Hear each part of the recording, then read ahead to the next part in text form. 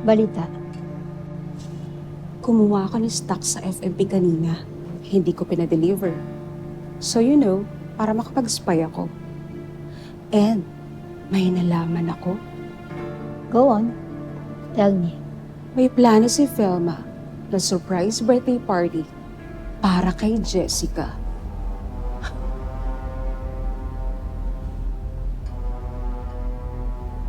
Talagang gusto na akong palitan ng babaeng bilang nanay ni Jessica. Surprise pala. Pues, I'll give them a surprise they'll never forget.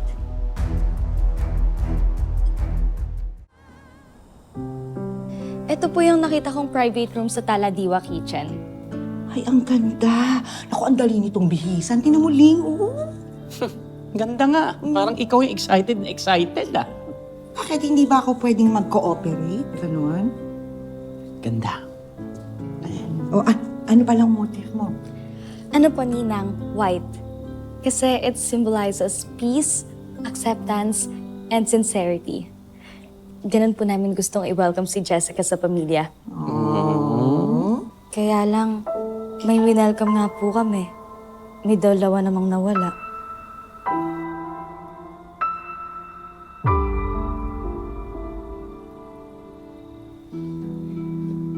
Huwag ka na malungkot, Bunso.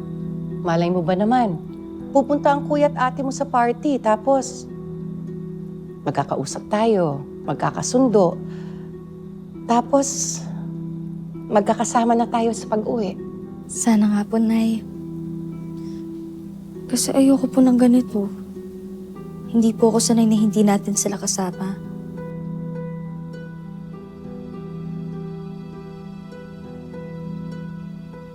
So, ako na ang in charge sa decoration.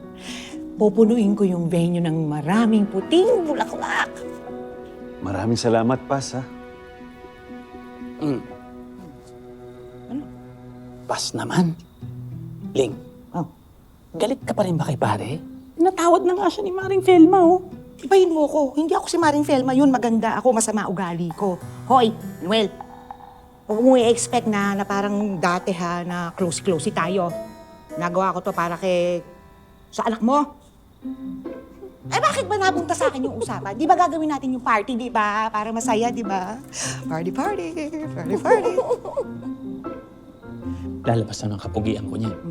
Di ba meron akong puting Amerikana? Oo, andun, tinabi ko lang doon sa cabinet. Yung ginamit mo dati doon sa taping sa pelikula. Yun. Sakto yun. Taping po? Nag-taping po kayo dati, Ninong? Oo. Ano pong role nyo? Ayun, nakahiga sa kabaong. Sinarahan siya ng pinto kasi kindat siya ng gintan ng gano'n. Nagdilim paningin ng direktor. Sarado. Sinare. Wala yung kindat, Ganun.